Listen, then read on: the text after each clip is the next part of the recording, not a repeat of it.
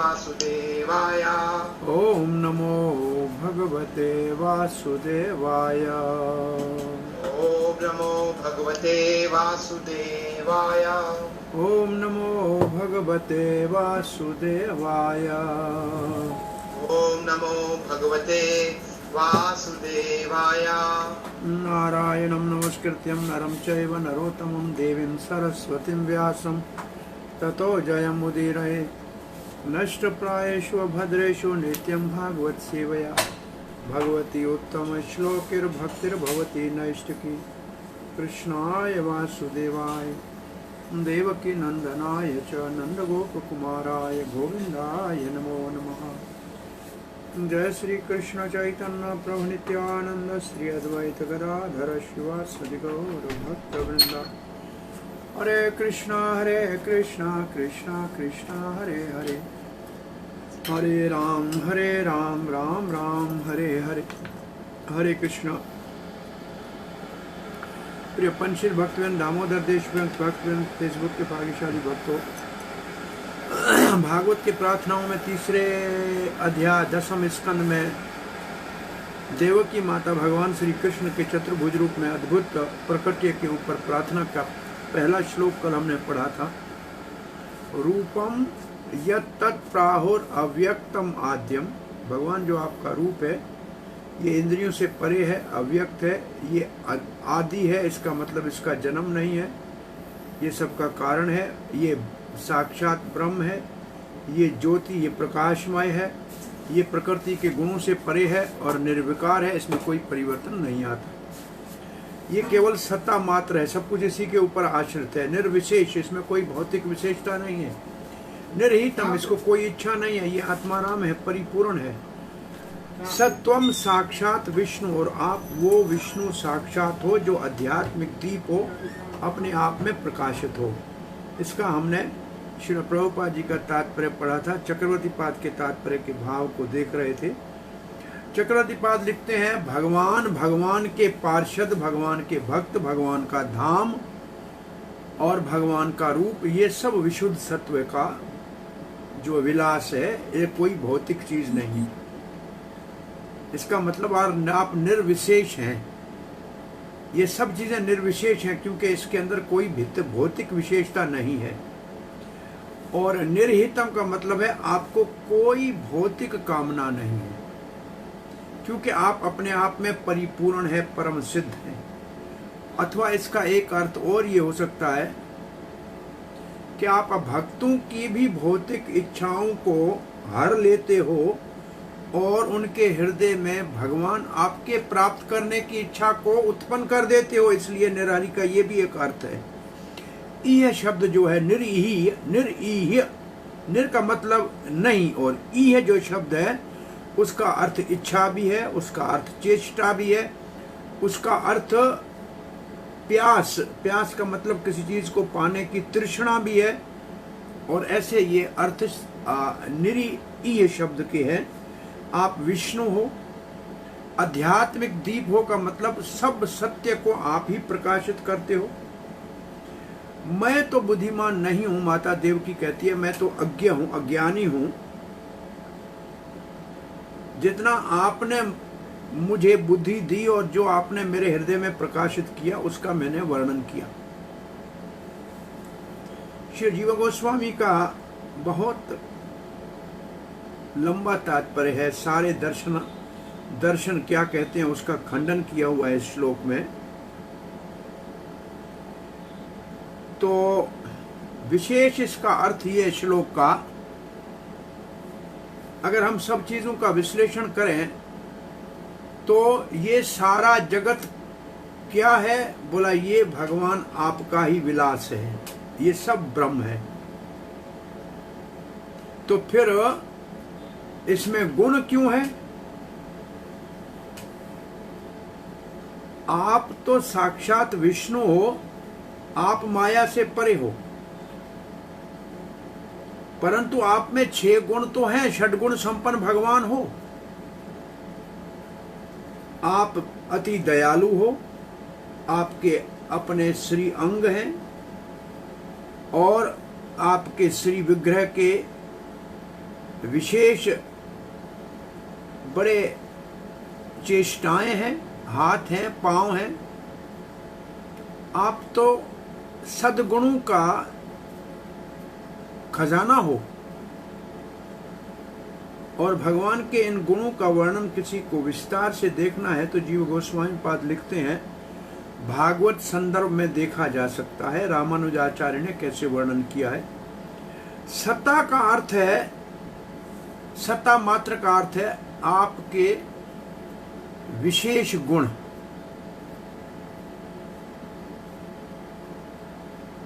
परम सत्य के विशेष गुण सत्ता का ये भाव है। और ज्योति का अर्थ है अपने आप प्रकाश होने वाला चेतन। और ब्रह्म का अर्थ है महान। आद्यम का अर्थ है जन्म रहित।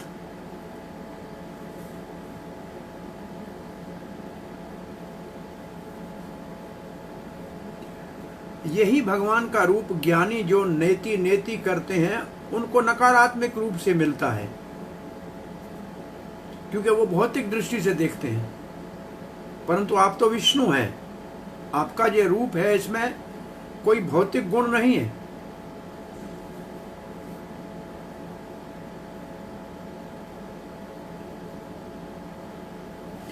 देवकी के गर्भ से प्रकट होकर आप अजन्मा हो, ये तो वेद में वर्णन है, परंतु आपने जन्म लेके इसको भी निराकरण कर दिया।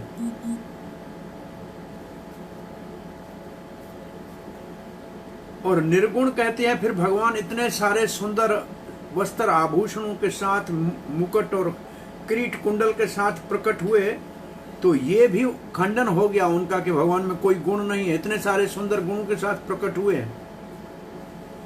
और इस श्लोक में विष्णु का अर्थ है सर्वव्यापक। और यशोदा आदि ने भगवान को अंदर बाहर सर्वत्र कहा है।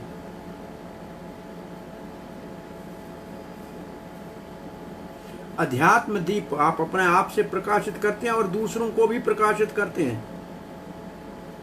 आप हमारी बुद्धि को प्रकाशित करते हैं। अध्यात्म का मतलब जो भगवान के ऊपर आश्रित है। अधि अधि भगवान, आत्म आत्म भगवान, अधि जिसके ऊपर आश्रित है। आत्मा राम जो हैं उनको भी आप आकर्षित करते हो। इसलिए ब्रह्म से आपका रूप महान है, वो साक्षात शब्द से इस श्लोक में वर्णित किया गया है। एक और अर्थ इस श्लोक का है, भगवान विष्णु के रूप को अव्यक्त, निर्गुण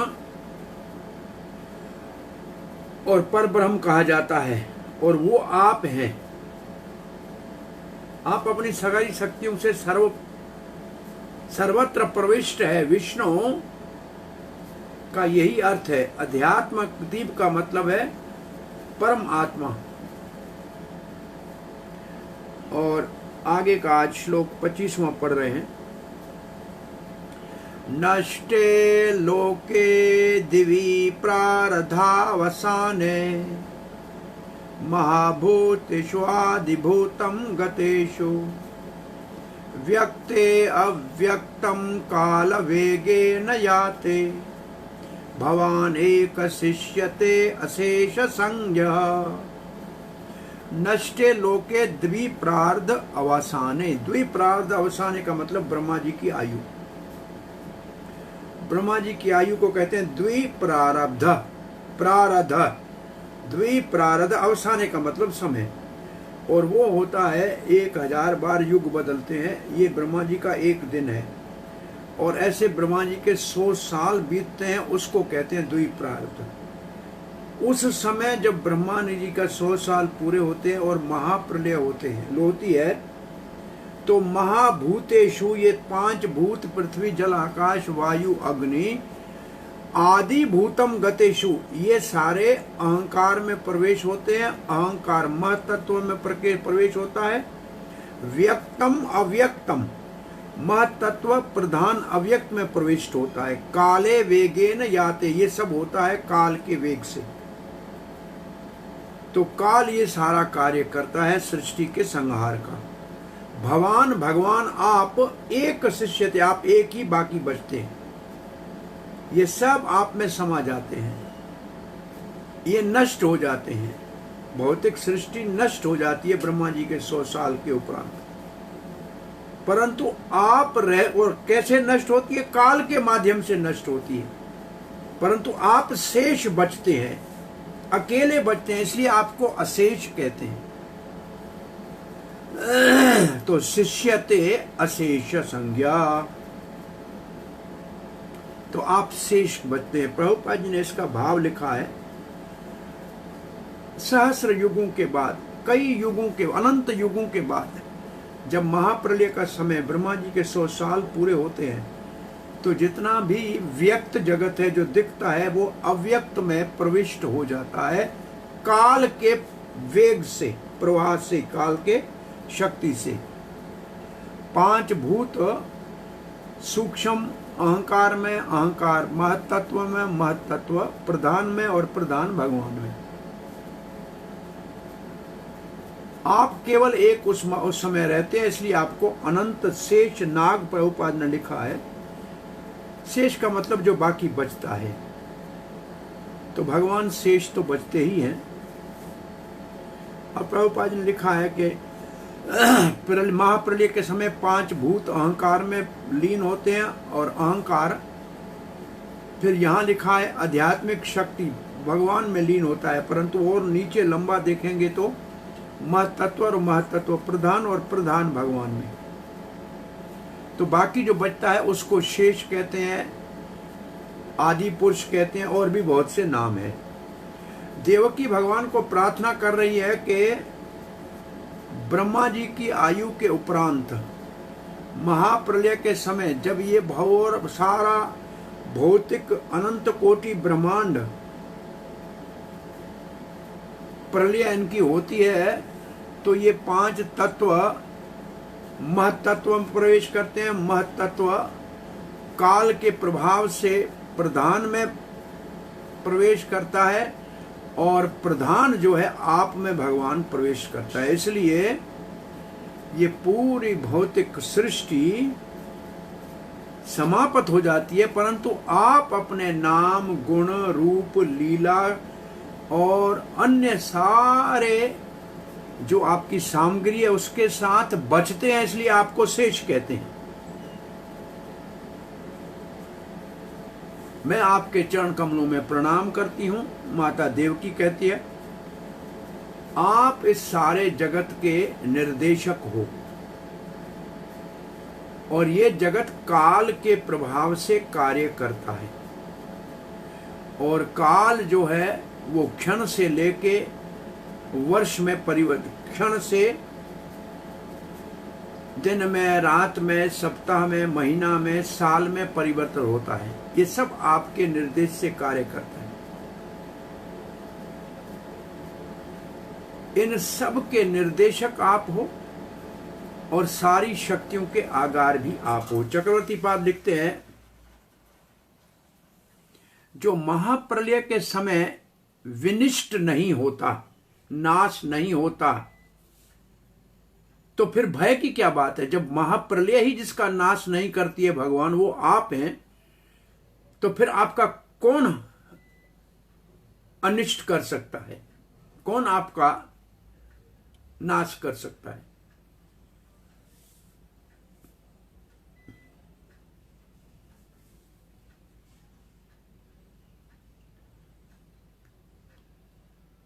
भगवान, भगवान के पार्षद, भगवान के वस्त्र, भगवान की सारी सामग्री, ये सब नित्य है, ये सदा रहती है, इसलिए इसको शेष कहते हैं। ये अवशेष बचती है, इसलिए शेष नाम से इनको कहा गया है। सबको नाश कौन करता है? बोला काल। रहता कौन है? आप एकमात्र। और वैकुंठ रहता है, आध्यात्मिक जगत रहता है, क्योंकि वो भगवान से अभिन्न है। भगवान और भगवान के धाम में अंतर नहीं है।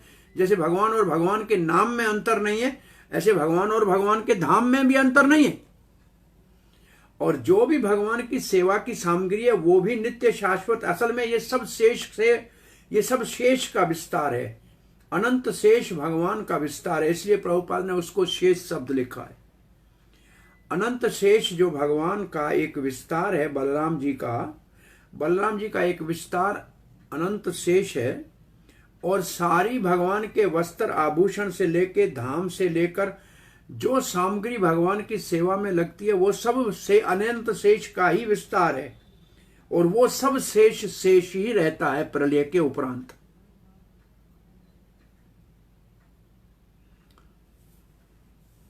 अशेष का मतलब सब कुछ, और इसका मतलब जो प्रलय के बाद रहता है उसको शेष कहते हैं।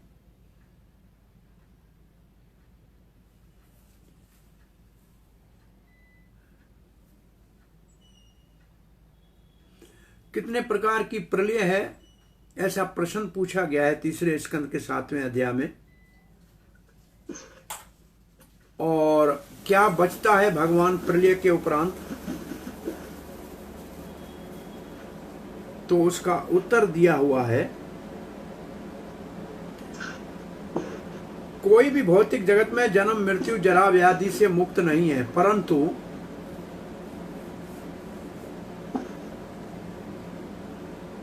आपके प्रकट होने से भगवान भय भाग गया, मृत्यु पलायन कर गया,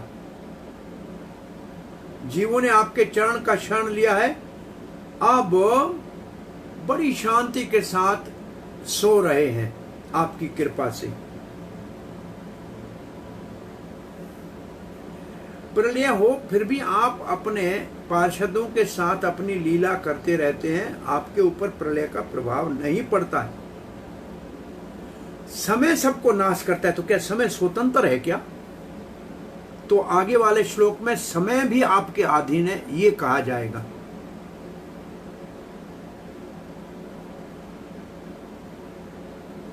यथेष्ट विनियोगार्थम शेष शब्देन कथ्यते। जो भगवान की सेवा में चीजें लगती हैं उसको शेष कहा जाता है, क्योंकि वो शेष का विस्तार है। अब काल की बात हो रही है। यो अयम कालस्तस्यते अव्यक्त बंधो चेष्टाम आहोश्चेष्टते येन विश्वम निमिषाधिरः वत्सरान्तो महीयांस तम तवेशानम क्षेम धाम प्रपद्ये। यो अयम काल, जिसको ये काल कहते हैं, जो प्रलय का कारण है, जिसके वेग से प्रलय होती है, तस्य ते, उसको भगवान आप अव्यक्त बंधु, भगवान को अव्यक्त बंधु कहते हैं। अव्यक्त है प्रधान, जिससे होती है भौतिक सृष्टि, उसका है बंधु। इसका मतलब भगवान के चलाने से वो चलता है, भगवान की दृष्टि से चलता है, इसलिए भगवान को प्रधान को चलाने वाले के कारण बंधु का है। चेष्टा आहुष चेष्टते येन विश्वम, और आप उसकी शुरुआत करते हैं, आपकी दृष्टि पड़ती है तो वो अपने आप काल का चक्कर चलने लगता है। काल का चक्कर आपकी प्रेरणा से चलता है और ये विश्व बनता है और चलता है और इसका संहार भी होता है। और वो काल क्या है? बोला निमिष आदि है, आंख झपकने तक से काल शुरू होता है, वत्सर अंत और वर्ष तक वो जाता है। मह्यांस तम तवेशानाम क्षेम धाम प्रपद्यते। और ये काल बड़ा शक्तिशाली है, परंतु हे भगवान आप त्वा ईशानाम, परंतु इसके आप स्वामी हैं। ईश्वर शब्द का अर्थ है समर्थ, समर्थ, स्वामी, शक्तिशाली, शासक। और क्षेम धाम का मतलब आप सबका कल्याण करने वाले हैं, इसलिए हम आपका शरण लेती हैं। माता जी कह रही हैं, देवकी माता जी। भौतिक प्रकृति को प्रेरणा देके सृष्टि का शुभारंभ करने वाले इस अद्भुत सृष्टि के कार्य को जो काल चक्कर से चलाया गया है, और वो काल चक्कर जिसमें सेकंड है, मिनट है, घंटे हैं, दिन है, रात है, सप्ताह है, महीना है, साल है, और ये काल अनंत कोटि युगों तक चलता है। परंतु है क्या? ये आपका एक रूप है भगवान, आपकी लीला के लिए इस काल को आप वश में रखते हैं, इसके आप स्वामी हैं, वो आपका सेवक है, आप ईश्वर हैं काल के, और आप सबका मंगल करने वाले हैं। इसलिए हम देवकी माता जी कहते हैं पूर्ण रूप से आपके चरणों का शरण लेती हूँ।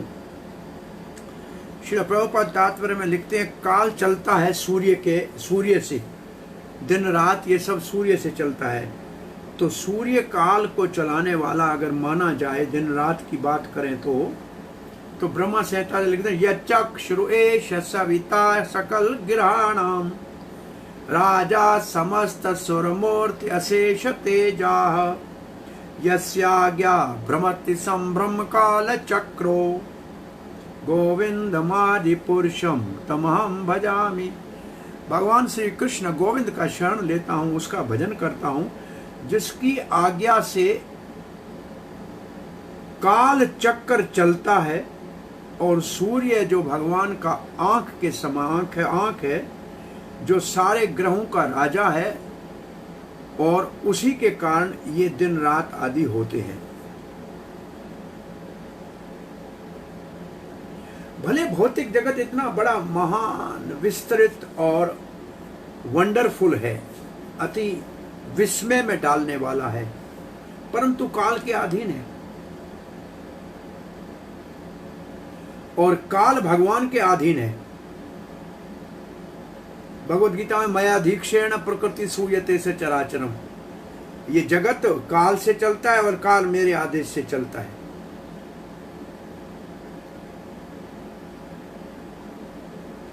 काल के ऊपर कोई विजय नहीं प्राप्त कर सकता, परंतु काल भगवान के अधीन है। तो फिर भगवान को काल का क्या भय? और काल का एक अर्थ मृत्यु भी है, काल का अर्थ समय भी है, काल का अर्थ मृत्यु भी है। तो काल है ही भगवान का सेवक, भगवान के अधीन, तो भगवान का क्या बिगाड़ेगा? तो काल सूर्य के गणना से होता है, फिर उसमें निमिष होती है, पल होता है, ये बहुत बड़ी लंबी चौड़ी इसकी गणना है। भाई वैदिक गणना में, अंग्रेजी गणना में प्रभुपाद ने लिखा है कि सेकंड है, मिनट्स हैं, और फिर घंटे हैं, दिन है, रात है, सप्ताह है, ऐसे साल है। ये सब सूर्य के भ्रमण के चक्कर से होते हैं, परंतु सूर्य भी तो स्वतंत्र नहीं है, वो काल के अधीन है। भ्रमते संभ्रम काल चक्रे, ये सूर्य का भ्रमण काल के आदेश से होता है।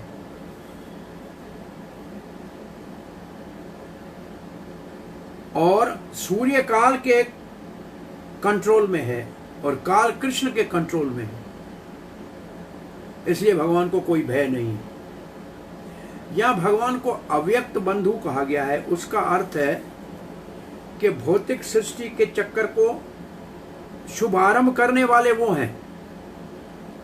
अब प्रभुपाद जी उदाहरण दे रहे हैं कि जैसे हमने कुम्हार के पास चक्का देखा है, जो ऐसे एक बार चक्कर को चलाता है, चक्का फिर अपने आप चलता रहता है, और चक्का चलता दिखता है, कुम्हार बैठा हुआ नहीं दिखता है। लोग बच्चा समझ सकता है ये चक्का कैसे चल रहा है, लेकिन ये चक्कर कुम्हार का है, उसको चलाने का पहला काम कुम्हार ने किया। ऐसे ये काल चक्र भगवान चलाते हैं और फिर ये चक्र अपने आप सृष्टि बनाता रहता है। इसलिए सारी सृष्टि के पीछे भगवान है, और भगवान क्योंकि दिखता नहीं है, इसलिए अव्यक्त बंधु कहा गया है। और प्रधान अव्यक्त है और प्रधान भगवान के दृष्टि से कार्य करता है, इसलिए अव्यक्त बंधु भगवान को कहा गया है। दूसरा ये कारण है, सभी चीजें काल के अधीन है और काल भगवान के अधीन है, इसलिए भगवान काल से परे है। चक्रवर्ती बात कहते हैं 25वें श्लोक में काल के कारण प्रलय होती है, काल के वेग से ये कहा गया। और इस श्लोक में ये समझाया गया कि काल भी स्वतंत्र नहीं है। काल कहां से उत्पन्न होता है? काल का कारण कौन है? काल से किसको भयभीत होना चाहिए? तो चक्रवर्ती बात है, काल भगवान की क्रिया शक्ति है, चेष्टा है। काल भी भगवान की एक शक्ति है, उसको कहते हैं क्रिया शक्ति। बल क्रिया, ज्ञान बल क्रिया च, काल भगवान की क्रिया शक्ति है, चेष्टा है। इसलिए भगवान को अव्यक्त बंधु कहा गया है।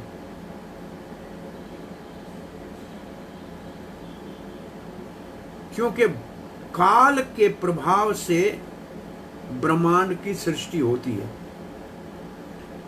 ये काल क्या है? निमिष है, और निमिष से लेकर वर्ष तक है, और उससे फिर दिन होते हैं, फिर ब्रह्मा का दिन होता है, फिर ब्रह्मा के 2 प्रारब्ध का मतलब 100 साल होता है।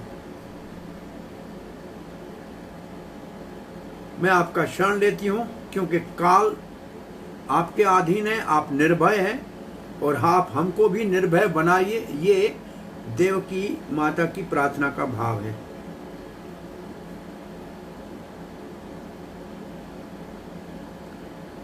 काल के प्रभाव का वर्णन तो हुआ, परंतु काल स्वतंत्र नहीं है, भगवान के अधीन है। ये देवकी माता यहां स्थापित कर रही है और कहती हैं भगवान का शरण लेने वाले को कोई भय नहीं रहता है। मैं आपका शरण लेती हूं, फिर मेरे को कंस का भय नहीं रहेगा।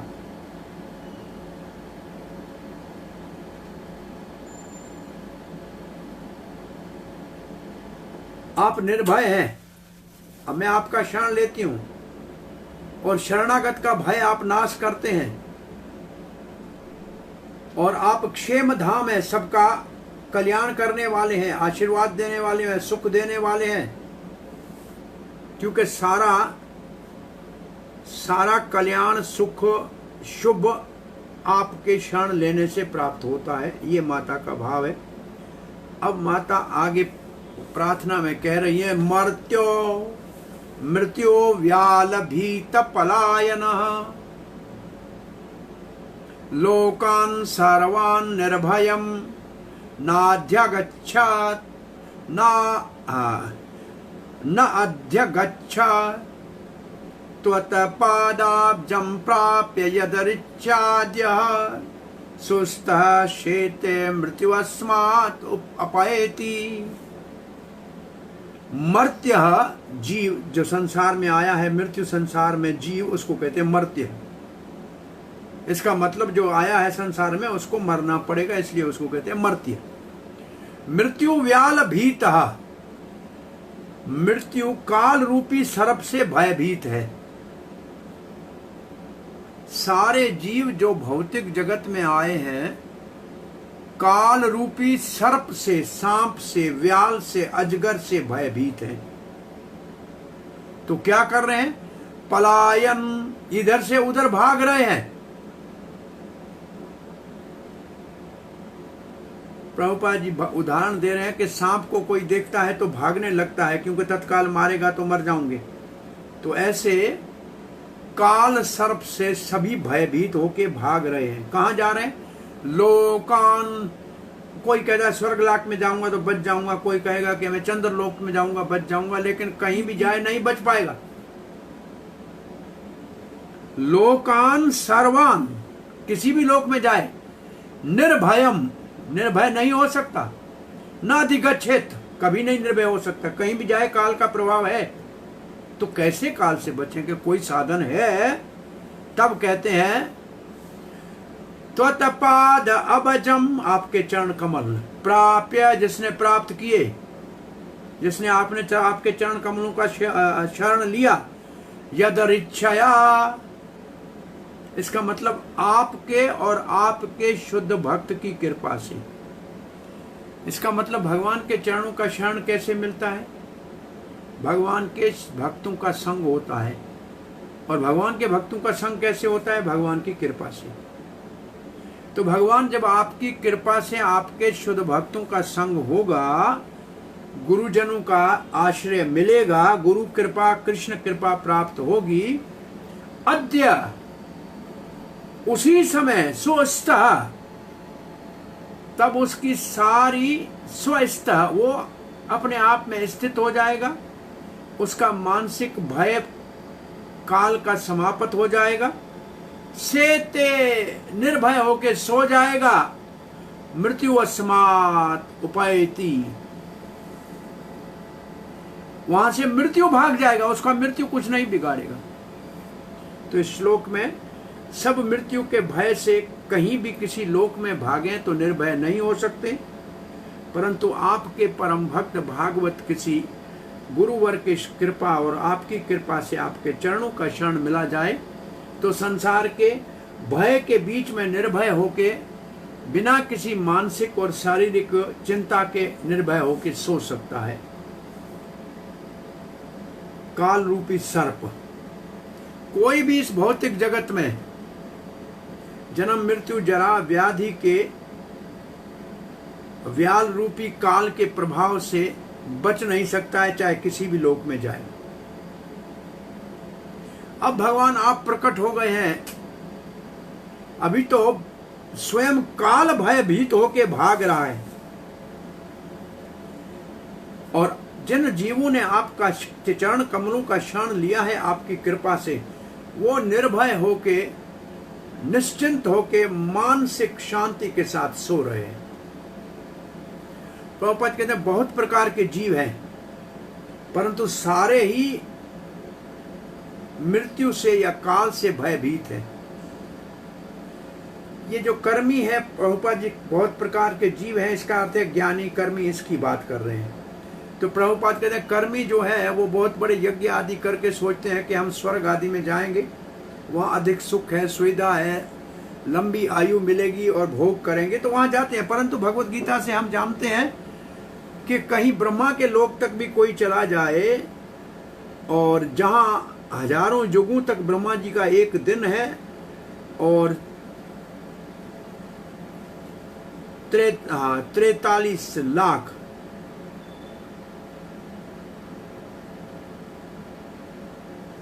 43 लाख वर्षों तक है, और ऐसा ब्रह्मा जी की इतनी बड़ी रात है, और ऐसे ब्रह्मा जी का महीना और साल है, तो कितने कोटि कोटि द्वि प्रारब्ध काल जो है, उसके बाद तो ब्रह्मा जी का भी शरीर छूट जाएगा।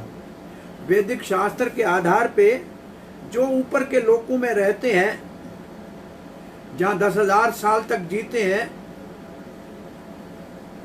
जैसे ब्रह्मा का एक दिन जो है 4 अरब 30 करोड़ साल का है, हमारे 4 अरब 30 करोड़ साल ब्रह्मा जी का एक दिन है, ऐसे हमारे 6 महीने देवताओं का एक दिन है।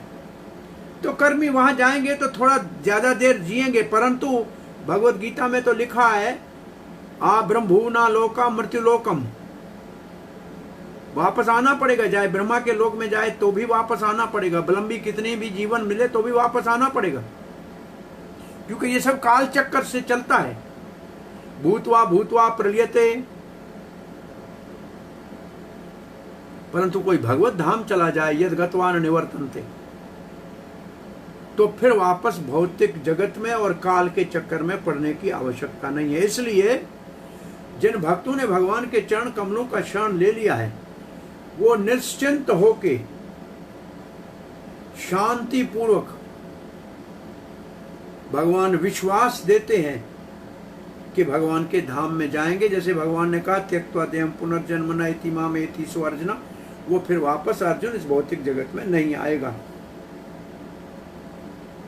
जीव अपने स्वभाव से सनातन है, नित्य है, शाश्वत है, अमर है, अजर है, न हन्यते हन्यमाने शरीरे, नित्य शाश्वतो अयम पुराणो।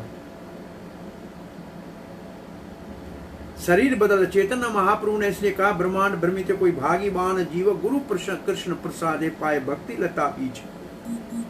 जगत ब्रह्मांड में कई जीव बेचारे भ्रमण कर रहे हैं, जन्म जन्म के चक्कर में घूम रहे हैं, परंतु कोई बहुत बड़ा भाग्यशाली है तो कृष्ण भावना के संपर्क में आता है, उसके लिए कृष्ण की कृपा चाहिए और गुरुदेव का करुणा कृपा चाहिए, तब वो भक्ति के रास्ते को स्वीकार करता है। तो फिर निश्चित रूप से उसको आश्वासन दिया जाता है कि नित्य शाश्वत सनातन मृत्यु से परे जीवन को प्राप्त करेगा और निर्भय हो जाएगा। जब भगवान श्री कृष्ण प्रकट होते हैं इस धरती पे,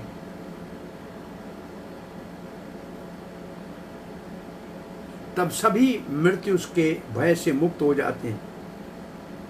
परंतु देवकी फिर भी कह रही है, हमें कंस से भय लग रहा है, आप हमारे पुत्र के रूप में प्रकट हुए हैं।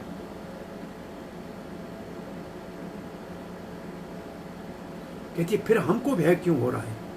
आप जैसे निर्भय का पुत्र के रूप में प्राप्त होना फिर भी हमारे अंदर भय रह जाए, इसलिए कृपा करके प्रार्थना कर रही है कि हमें और वसुदेव को निर्भय बना दीजिए। श्रील प्रभुपाद कहते हैं सारांश ये है। अब प्रभुपाद जी सारांश लिखते समय उनको याद आया कि चंद्रलोक भी स्वर्ग आदि लोकों के अंतर्गत आता है और वहां बहुत सुंदर सुखमय सोम रस पीकर और बहुत काल तक सुखमय जीवने का वर्णन वेदों में मिलता है। तो प्रभुपाद जी कहते हैं फिर ये जो विज्ञानक कहते हैं हम चांद पे पहुंचे वापस क्यों आते हैं यहाँ दुखमय शरीर में, वहां संसार में वहां सुखपूर्वक क्यों नहीं रहते हैं? इसका अर्थ है वो चांद पे कभी पहुंचे ही नहीं है। और फिर प्रभुपाद जी कहते हैं चांद में पहुंचना है तो उसके लिए पुण्य कर्म करना पड़ेगा, जहाज से नहीं जा सकते। और वहां जाएंगे तो भी वापस आना ही पड़ेगा, इसलिए ये मूर्खता है।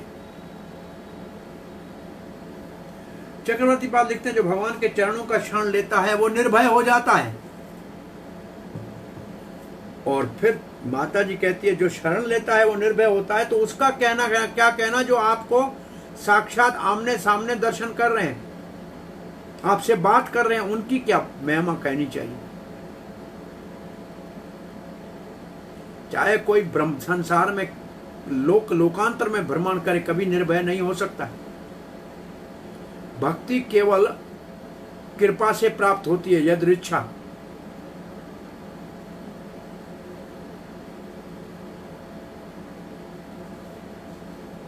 और आपके चरण कमल अभजम है, धनवंतरी है। ये जो औषधियों का राजा है, जैसे औषधि कोई लेगा तो स्वस्थ हो जाएगा। अबज का एक अर्थ है धनवंतरी, एक अबज का अर्थ है कमल, एक अबज का अर्थ है शंख, एक अबज का अर्थ है चंद्रमा। और भगवान इन सब का आदि है। मैं आपकी भक्त हूं, मुझे आपने अपनी माता के रूप में स्वीकार किया है, ये सम्मान दिया है, फिर भी मैं कंस से भयभीत क्यों हूं? ये देवकी का भाव है।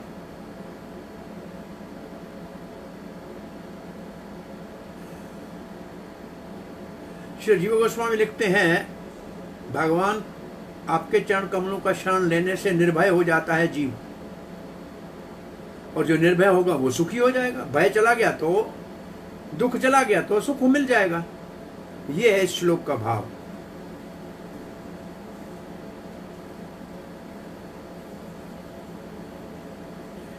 जो मृत्यु संसार में आया है वो मृत्यु से बच नहीं सकता, तो भय से मुक्त कैसे होगा? आप सबसे श्रेष्ठ हो, आद्य हो, आप काल के नियंता हो, काल आपके अधीन है।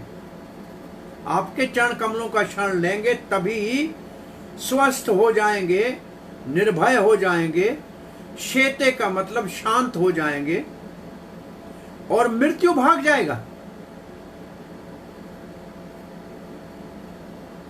मृत्यु का भय भाग जाएगा ऐसे भक्त, और भक्त शांत सो जाएगा। भगवान के चरणों का वर्णन करके भगवान परम लक्ष्य ये बताया गया है, और उसके केवल प्रभाव से भय भाग जाता है। एक और इसका अर्थ है, आज अर्थ ये, आज आप प्रकट हुए हैं भगवान, तो सभी निर्भय हो जाएंगे, शांत हो जाएंगे। और इसको वर्तमान काल में कहा गया है कि अभी होने वाला है, क्योंकि काल और मृत्यु भाग जाएगा आपसे। ये यहां देवकी माता कह रही है, भगवान श्री कृष्ण परब्रह्म है, परब्रह्म है।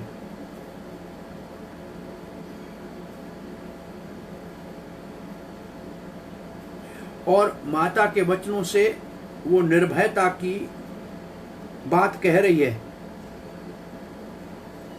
क्योंकि भगवान प्रलय के उपरांत भी बचते हैं, तो वो काल के स्वामी हैं।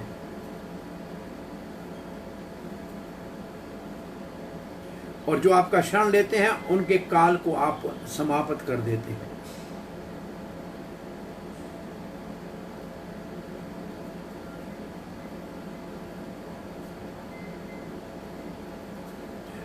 जीव गोस्वामी लिखते हैं, इससे इतना तो स्पष्ट होता है कि माता देव की कोई निराकार की प्रार्थना नहीं कर रही।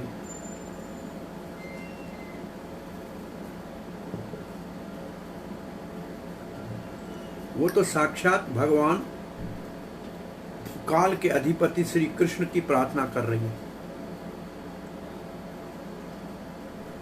28वां श्लोक पढ़ते हैं। सत्वं घोराद उग्रसेनात्मजान्नस् त्राहि त्रस्तां भृत्यः वित्रासहासी रूपं चेदं पौरुषं ध्यानधिष्ण्यं मा प्रत्यक्षं मांसस् दृशां कृषिष्ठाः। स हे परम पुरुष भगवान, आप घोरात, इस बड़े घोर भयानक उग्रसेन आत्मजा, उग्रसेन के पुत्र कंस, न हमको त्राही, हमारी रक्षा करो। अब सीधी बात कह रही है, ये लिखा था 4 श्लोकों में, प्रार्थना करके भगवान को प्रसन्न करके फिर अपना मनोरथ रखेगी।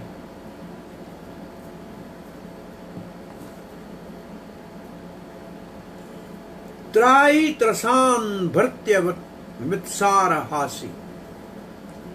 हे नाथ, इस भयानक दुष्ट कसाई काल नेमी उग्रसेन के पुत्र के रूप में प्रकट कंस से हमारी रक्षा कीजिए। क्या हो गया माता आपको? त्रस्तान, हम बहुत बड़े भयभीत हैं इस कंस से। भृत्य वित्रास हा असी, आपका जो सेवक है, भृत्य है, सेवक है, उसको विशेष त्रास से आप मुक्त कर देते हैं। उसको कोई भय नहीं रहता है, हम जानती हैं, हम आपके सेवक हैं। रूपम चैदम पौरुषम ध्यान धिषण्यम, इस आपके चतुर्भुज रूप में जो आप प्रकट हुए हैं विष्णु के रूप में, पौरुषम, आप परम पुरुष भगवान है। ध्यान धिषण्यम, इसी का ध्यान करना चाहिए, ध्यान से ही इसका अनुभव किया जा सकता है। मां नहीं, प्रत्यक्षम, प्रत्यक्ष रूप से साक्षात नहीं नजर आओ। मांस दृश्यम, भौतिक जिनकी आंखें उनको मत दिखाई दीजिए। कृषिष्टा, ऐसे आप कृपा कीजिए। मेरे नाथ, हे भगवान, आप अपने सेवकों को भय से मुक्त करने वाले हैं, निर्भय करने वाले हैं। मैं आपको प्रार्थना कर रही हूं, आप हमको आप हमारी रक्षा कीजिए। इस भयानक उग्रसेन के पुत्र के कंस के भय से हमको मुक्त कीजिए। आपका ये विष्णु रूप योगी ध्यान में जिसका अनुभव करते हैं, इसको अब अदृश्य कर दीजिए, क्योंकि ये भौतिकवादियों के देखने के लिए नहीं है। इस श्लोक के ऊपर कल चर्चा कृष्ण कृपा से करेंगे। अब यहाँ वाणी को विराम देते हैं आज की। आपका कोई प्रश्न जिज्ञासा है?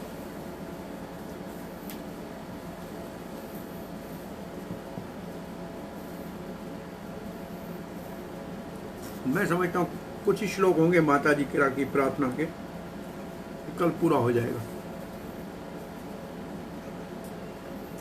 श्रील प्रभुपाद की जय। कोई प्रश्न है किसी का? मैं समझता हूँ नहीं होगा, क्योंकि ये सारे सिद्धांत के प्रार्थना है।